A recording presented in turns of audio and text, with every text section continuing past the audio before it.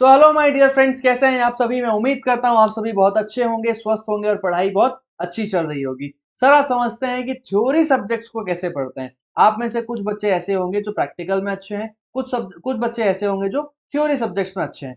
तो सर, आज बात करेंगे कि थ्योरीज को पढ़ा कैसे जाता है, कैसे कॉन्फिडेंस बूस्टअप किया जाए। कुछ को ना बहुत ज्यादा डर लगता है, अरे थ्योरी है तो वो उस प्रोफेशनल कोर्स में एंटर ही नहीं करते। जैसे कि सीएस आजकल कई लोग नहीं करते हैं जस्ट बिकॉज की बहुत थ्योरीज है। ऐसा फीडबैक मार्केट में अब व्यूअर करता है। तो सर, ये समझते हैं कि थ्योरीज को कैसे पढ़ते हैं और थ्योरीज में कॉन्फिडेंस कैसे बढ़ाते हैं। आप आज तक कैसे पढ़ते थे थ्योरी को, ये नीचे कमेंट करके जरूर बताना। देखो सर, मैं ना आपको 5 टिप्स दूंगा, सिर्फ 5 टिप्स जो आज से आप अप्लाई कर सकते हो अपने हर सब्जेक्ट में। जब भी आप पढ़ाई कर रहे हो अगर वो थ्योरी सब्जेक्ट है तो ठीक है सर। चलिए, पहला टिप है सर मेरा कि सर आप ना कॉन्सेप्चुअल क्लैरिटी ले लो। अरे सर, आपने तो वही बता दिया जो बाकी यूट्यूबर्स भी बताते हैं, हम तो सोचे थे कुछ अलग होगा। नहीं सर, जो चीज़ सही है वो तो जाहिर सी बात है हर कोई बताएगा। सर, आप प्रैक्टिकल सब्जेक्ट को पढ़ते हो ना, तो एक तो टीचर क्लास में करवाता है, प्रैक्टिकल आपको प्रैक्टिस करवाता है, फिर आपको वो होमवर्क देता है जो आप घर में जाके एनीवे करते हो। तो सर, जब क्लास में हम थ्योरीज को पढ़ते हैं, हर टीचर लिखवाते नहीं है, लिखवा भी दे तो बहुत कुछ नहीं लिखवाते हैं, तो क्लास में कई दफा प्रैक्टिस नहीं हो पाती है। घर जाके सर प्रैक्टिस हम करते नहीं है।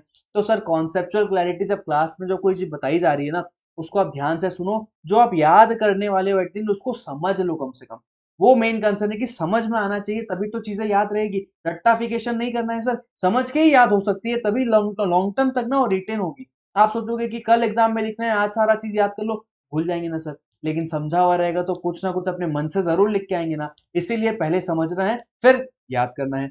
दूसरा पॉइंट सर, मोस्ट इंपॉर्टेंटली जो मैं हमेशा समझता हूँ और मैं बच्चों को रिकमेंड भी करता हूँ, बच्चे आजकल अपनी मर्जी से करने लग गए हैं, वो है बॉक्सेस बनाओ सर।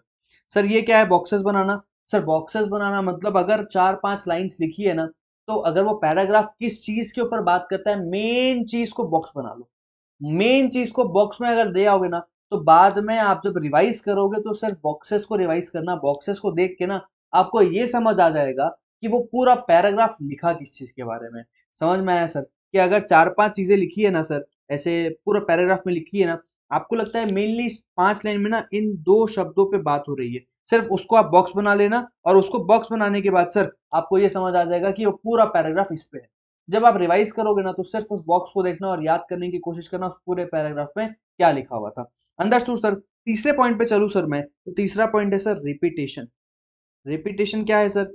सर, जब क्लास में आपके टीचर पढ़ा रहे हैं ना, तो जाहिर सी बात है कि वो आपको बोलते हैं, पूछते हैं कि क्या हुआ बताओ, या आप मेरे साथ रिपीट करो। आपको वहाँ प्रॉपर एक्टिव पार्टिसिपेशन लेना है। घर आके भी ना बोल बोल के लिखने की, बोल बोल के याद करने की कोशिश करना। उससे सर बाद में ना आपके दिमाग में वो शब्द जो है ना, वो बैठ जाएंगे, आपको कुछ नया नहीं लगेगा। जो शब्द पुराने हो जाते हैं या जो लाइंस पुरानी हो जाती है ना, वही लाइंस ज्यादा दिन तक याद रह पाती है।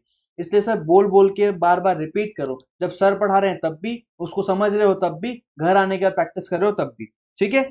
चौथा है सर रिवीजन। जाहिर सी बात है सर, आपने जो बॉक्सेस बनाए, जो कीवर्ड्स बनाए, उसको रिवाइज करो, बार बार रिपीटेशन के साथ उसको रिवाइज करो और वाइंड अप करो, कंक्लूड करो। सर, एक समरी नोट्स बनाओ अपना हैंड रिटन, जिसमें ना एकदम क्रक्स में बात करो, शॉर्ट समरी बनाओ कीवर्ड्स को साथ डाल डाल के।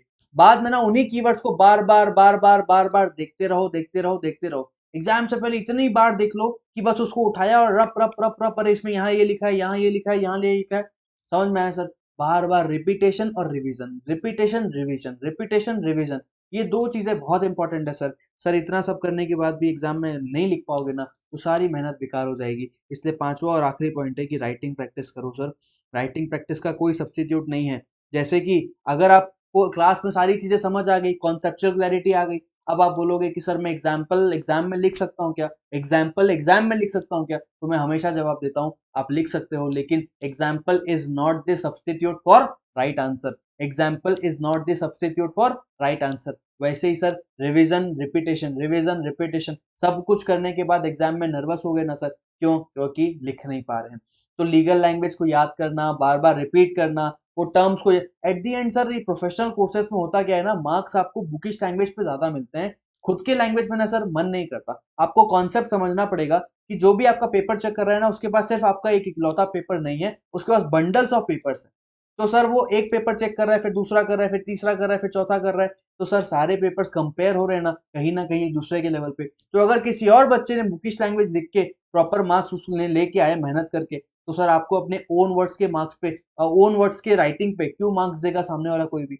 बात समझना सर, सब लॉजिकल है, आपको समझना पड़ेगा। तो सर ये 5 चीजें आप ध्यान रखिए, आप 110% थ्योरीज पे आपका कॉन्फिडेंस बिल्डअप हो जाएगा। अगर आपको और डिफाइंड वे में या साइंटिफिक प्रूवन टेक्निक्स के थ्रू भी आपको वीडियो चाहिए तो नीचे कमेंट जरूर करना। एक detail revision video theory subjects को कैसे पढ़ना चाहिए, कुछ पैराग्राफ को लेके आके एग्जांपल के साथ हम जरूर कर सकते हैं। ठीक है, चलिए मिलते हैं अगले वीडियो में। इन 5 पॉइंट्स का स्क्रीनशॉट ले लो और आज ही से बॉक्सेस बनाना स्टार्ट करो। वो मोस्ट इंपॉर्टेंट पॉइंट है, बाद में फिर रिपीटेशन और रिवीजन होगा बॉक्सेस के साथ।